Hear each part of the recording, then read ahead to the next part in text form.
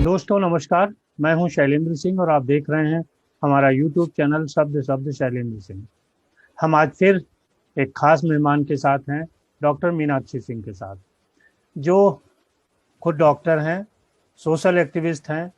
साथ ही साथ अभी जो ये कोविड का पीरियड चल रहा है, दुर्भाग्यवश इसमें वो खुद भी इसकी चपेट में आई, उनका पूरा परिवार आया। उनके जो हस्बैंड हैं वो भी डॉक्टर हैं, वो भी इस उनकी चपेट में हैं। लेकिन इसके बावजूद हमारे आग्रह पे आज मीनाक्षी जी हमारे साथ हैं।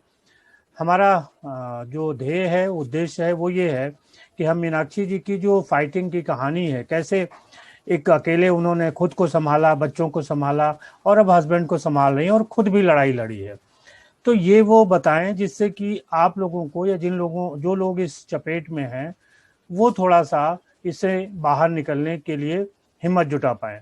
डॉक्टर साहब, बहुत बहुत आपका स्वागत है। सबसे पहले तो थोड़ा हम लोगों को अपने बारे में बता दीजिए, फिर कोविड की दास्तान पे चलेंगे। जी बिल्कुल भैया। मैं डॉक्टर मीनाक्षी, मैंने एनएचएम में काम किया है। मैं आयुष स्टेट कंसल्टेंट रही हूँ नेशनल आयुष मिशन की। अभी मैं integral hospital university medical college में हूँ और मैं सोशल एक्टिविस्ट हूँ।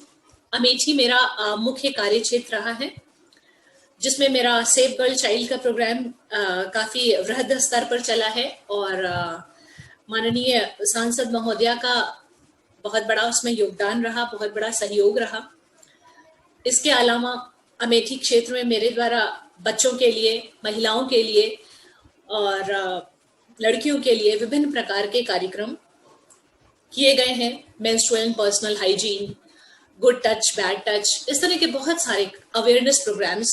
मेनली मेरा जो फोकस होता है वो अवेयरनेस पे होता है, बिकॉज मुझे लगता है कि किसी के लिए सबसे बड़ी चीज होती है उसको खुद को अवेयर करना, क्योंकि जितनी अच्छी सुरक्षा हम खुद से अपनी कर सकते हैं, चाहे वो स्वास्थ्य के प्रति हो, चाहे वो समाज के प्रति हो, जब हमें ज्ञान होता है तो जितना अच्छा हम अपने लिए, अपने समाज, अपने घर के लिए कर सकते हैं वही सबसे बेहतर होता है। तो मेरा हमेशा फोकस अवेयरनेस प्रोग्राम्स पे ज्यादा होता है और खासकर महिलाओं की शिक्षा पे, महिलाओं के साफ सफाई, स्वच्छता, उनकी जागरूकता पे, क्योंकि महिला जो होती है वो घर की धुरी होती है।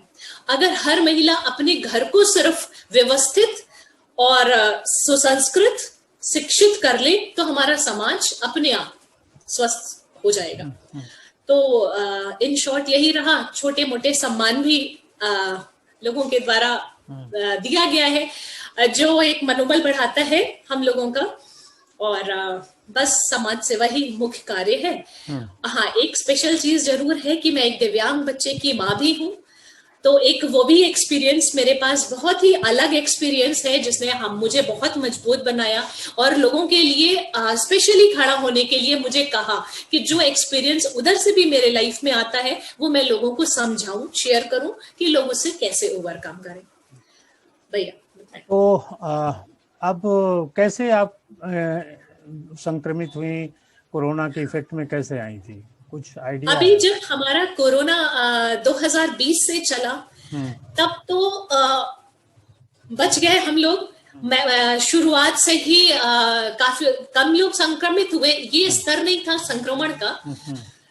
चीजें ऑनलाइन होने लगी, घर से होने लगी, हम लोग भी नहीं निकले और सबसे बड़ी उसमें पार्ट था लॉकडाउन का। लॉकडाउन होने की वजह से जब लोग निकले ही नहीं, सारा कार्य घर से हुआ, तो फिर जो संक्रमण था वो फैला ही नहीं और हम लोग शुरू से ही अवेयर हो गए। जो लोग, हम लोग तो आयुष के हैं, जो आयुष के नहीं भी थे उन्हें भी लगा कि हमें गिलोय लेना है, आंवला लेना है, हमें अपनी इम्यूनिटी को बूस्ट अप करना है। और ये सारी चीजें साल भर से चली, हम सारे ही लोग कर रहे थे।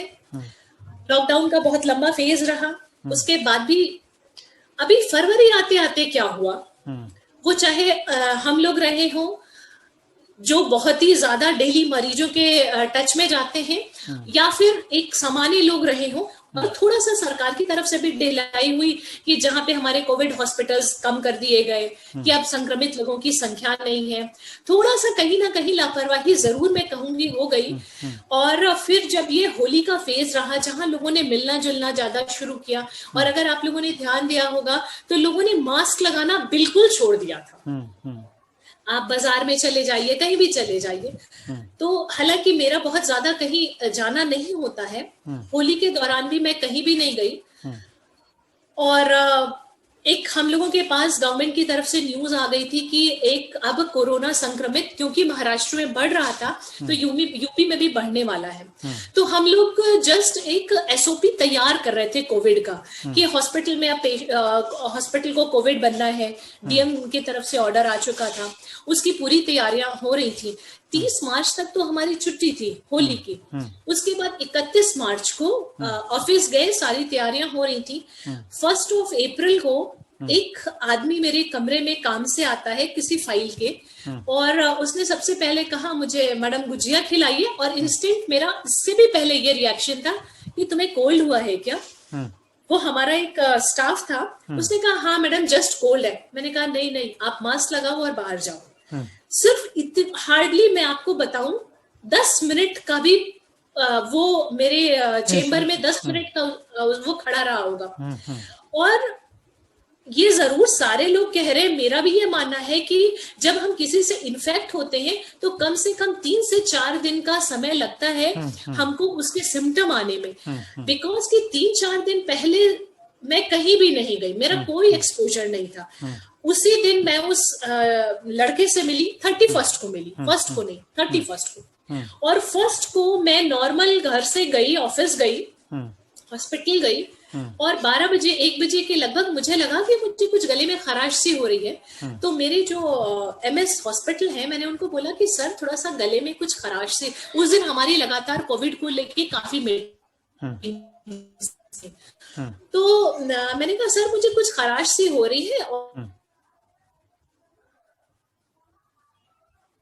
लेकिन शाम होते होते तक मेरा सीवियरिटी बहुत ज्यादा हो गया, मुझे फीवरिश लगने लगा, बहुत ज्यादा एकदम फ्लो, नोज का फ्लो हो गया। मैं बोली कि मेरे भी गले में खराश है, घर चली आई। सबसे अच्छा काम जो किया हम लोगों ने, मैंने जो किया, जैसे ही मैं घर आई मेरे को लगा कि कहीं ये कोविड तो नहीं। मास्क तो मैंने लगाया था, मैं उसी दिन आइसोलेट हो गई। अच्छा, घर पे क्या है कि मेरा एक बच्चा स्पेशल है, 2 छोटे बच्चे मेरे और हैं। डॉक्टर साहब यहाँ रहते नहीं है, एक केयर टेकर है और ड्राइवर है। मैंने सबको बोला कि ऐसी पॉसिबिलिटी है तो ऐसा है कि आप लोग थोड़ा सा बच्चों का ध्यान रखें, और मैं आइसोलेट रहूंगी जब तक मेरी रिपोर्ट नहीं आ जाती। लेकिन अब 1 अप्रैल पहला ऐसा दिन था जिस दिन मुझे 2 अप्रैल कि मुझे होश ही नहीं है। मैं बिल्कुल जहां पड़ी हूँ, फीवर 104, 105।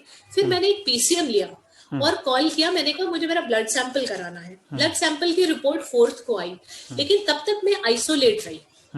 4th को मेरा रिपोर्ट आया, मैं पॉजिटिव हुई, और मेरा वायरल लोड बहुत ज्यादा था। मेरा सीटी वैल्यू जो है वो 16 था। तो और सिम्टम्स भी इस तरह के थे कि लग रहा था कि इन्फेक्शन बहुत तेजी से फैलेगा सबको। उसके बाद मैंने जितने मेरे यहाँ वर्कर्स थे, मैंने उनको सबको छुट्टी दे दी। मैंने कहा आप लोग घर जाएं और सेफ रहें, बिकॉज बच्चों को तो नहीं भेज सकती थी कहीं पे। मैंने डॉक्टर साहब को कॉल किया, मैंने कहा डॉक्टर साहब आप आ जाएं और बच्चों को मैनेज करें, बाकी मैं आइसोलेट हूँ।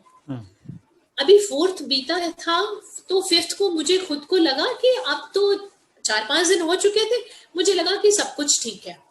मैं होम्योपैथिक मेडिसिन ले रही थी, आर्सेनिक ले रही थी मैं। फिर मुझे ब्राइनिया का सिम्टम लगा, तो मैंने ब्राइनिया लिया। बाकी गिलोय और आयुष काढ़ा, शीतलोपलादी, ये सब मैं बिल्कुल बराबर एज अ सपोर्टिंग थेरेपी ले रही थी, और प्रोटोकॉल की मेडिसिन ले रही थी। बट मैंने एंटीबायोटिक स्टार्ट नहीं करी थी। 5th को मुझे लगा कि मैं तो बिल्कुल ठीक हूँ, 6th को भी मुझे लगा कि मैं तो बिल्कुल ठीक हूँ, बट आइसोलेशन में रहना है। 7th को ऑल ऑफ सडन क्या हुआ, मुझे लगा कि मेरी बैक साइड ऑफ बैक में मतलब कि लंग का पोस्टीरियर साइड जो है नीचे, मुझे पेन हो रहा है। तो सिर्फ पेन लगा, मैंने बताया कि मेरे को पेन हो रहा है। उसके बाद शाम को क्या हुआ, शाम से वो पेन काफी बढ़ गया और रात में मेरा SpO2 जो है वो 92 हो गया। SpO2 92 हो गया और मुझे सांस लेने में दिक्कत लगने लगी। फिर मुझे लगा क्या करना चाहिए, तो मैंने जो पहला काम किया, मैंने दिन भर मैं आइसोलेट थी, मैं प्रोन पोजीशन में ही लेटी रही। अच्छा। मैं पेट के बल लेटती थी, हाथ के नीचे तकिया और पैर के नीचे तकिया लगा के। तो एक बार मुझे खाना देने के लिए नॉक किया, तो किसी ने कहा कि आप ऐसे क्यों लेटे हो, आपको प्रॉब्लम होगी। मैंने कहा नहीं, ये पोजीशन में क्योंकि लंग्स एक्सपैंड कर जाते हैं, ऑक्सीजन लेवल बढ़ जाता है कम से कम 4 से 5%। अब तो हम सारे लोग व्हाट्सएप पे देख रहे हैं, चीजें आ रही हैं, बट ये बहुत हेल्पफुल है। दूसरी चीज जो मैंने करी अपना ऑक्सीजन लेवल बढ़ाने के लिए, कि हम लोग एक जो आ रहा है अभी की, एक सूती कपड़े में 4-5 कपूर, 1 चम्मच अजवाइन, 4-5 लौंग, ये आप बराबर सूंघते रहिए, तो इससे भी O2 लेवल बढ़ता है। पहले के समय में हम लोगों ने पहले वाली सारी चीजें एक्चुअली छोड़ दी हैं। जब भी कोई बाहर निकलता था तो इस तरह का कपूर, हल्दी, इस तरह की मम्मी लोग चीजें दे देती थी, जो सारा हमारा आयुष थेरेपी ही है किसी ना किसी तरीके से। तो अच्छा, कोविड के में एक फेज ऐसा भी आता है जब आप डिप्रेशन में जाने लगते हैं, बिकॉज कि आप व्हाट्सएप देख रहे हैं तो व्हाट्सएप पे मैसेज आ रहा है, उनकी डेथ हो गई, उनकी डेथ हो गई। जो न्यूज चैनल्स चल रहे हैं सब पे नेगेटिव खबर, सब पे नेगेटिविटी है, ऑक्सीजन नहीं है, सिलेंडर नहीं है, दवा नहीं है, ये एक्सपायर हो गए। एक दिन मैं इतनी ज्यादा परेशान हुई क्योंकि मेरे ही एक फ्रेंड डॉक्टर साहब, जिनकी एज बहुत कम थी, हार्डली 30 ईयर्स के थे, वो सिर्फ बेड ना मिलने की वजह से अमेठी से वो यहाँ आए, 12 घंटे वो हॉस्पिटल के सामने खड़े रहे, एम्बुलेंस में रहे, और अगले दिन वो एक्सपायर कर गए।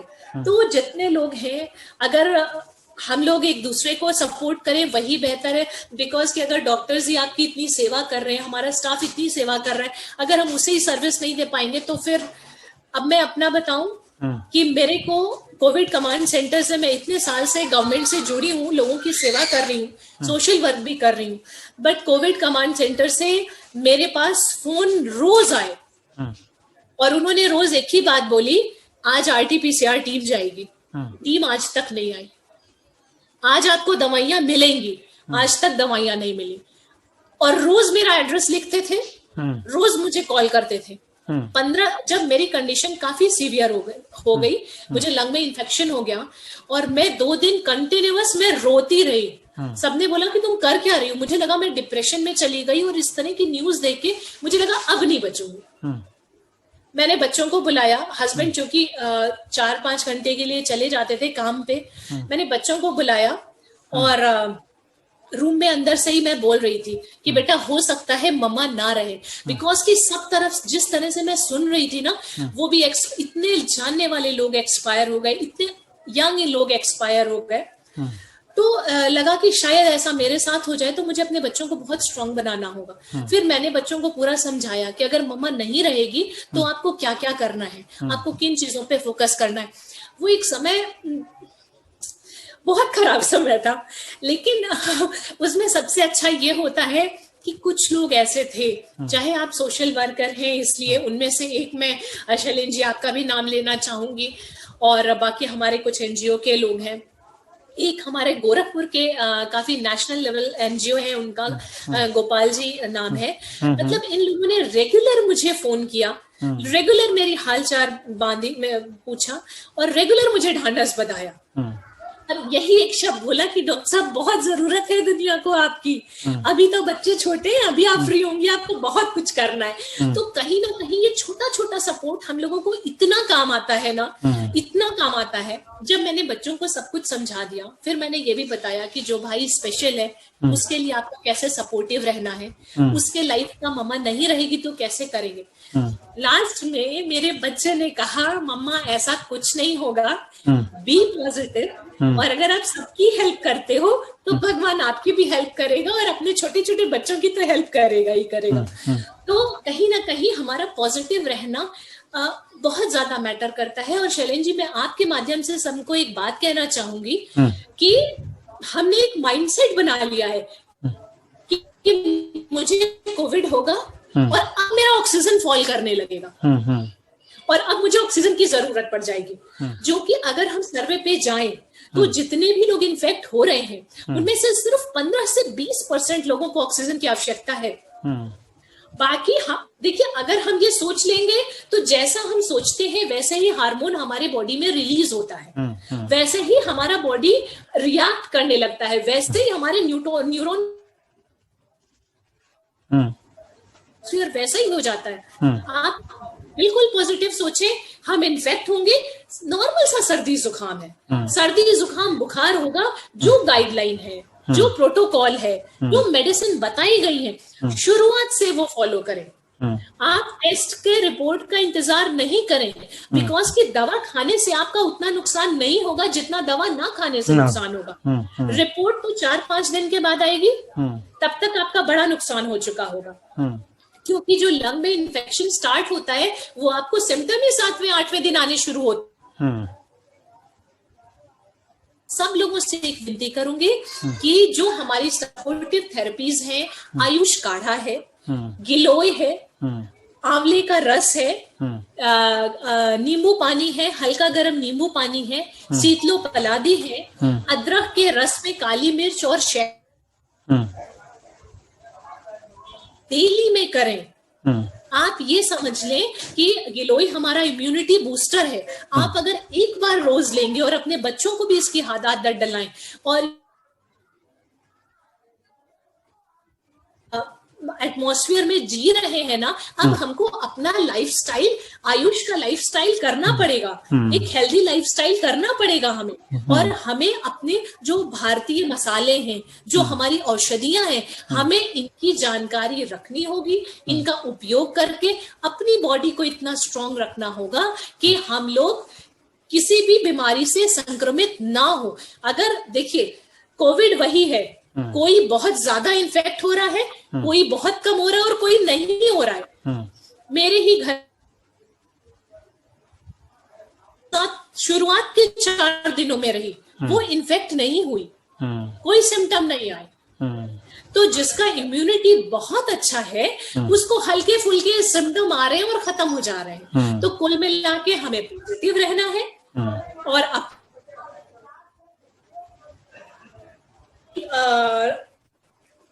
कहता है ना, मिलके रहना है, उनके साथ रहना, एक हेल्दी लाइफस्टाइल में अब हमें रहना पड़ेगा, पॉजिटिव रहना पड़ेगा और किसी को कुछ नहीं होगा, सब अच्छे हो जाएंगे और सब अपना परिवार है, जो जहां जैसे जिसकी मदद कर सके हमें उसकी मदद करनी पड़ेगी। हमें सरकार के भरोसे नहीं रहना है, हमें ये देखना है कि हम क्या कर सकते हैं। बस मैं इतना ही कहना चाहूंगी। बहुत शुक्रिया। अभी आप स्वास्थ्य लाभ ले रही हैं, इसलिए हम ज़्यादा आपका टाइम नहीं लेंगे, फिर किसी दिन हम आपसे बात करेंगे। साथियों, आपने डॉक्टर मीनाक्षी को सुना, उन्होंने अपने अनुभव बताए, आप उनके अनुभव से सीख लें और कोविड का मुकाबला करें। आपके जो सवाल हों वो आप कर सकते हैं, हम अगली बार फिर डॉक्टर साहब के साथ बैठेंगे और उन पर चर्चा करेंगे। बहुत शुक्रिया डॉक्टर साहब, आपने इतना कमज़ोर होने के बाद भी हम लोगों को साथ दिया, बहुत शुक्रिया।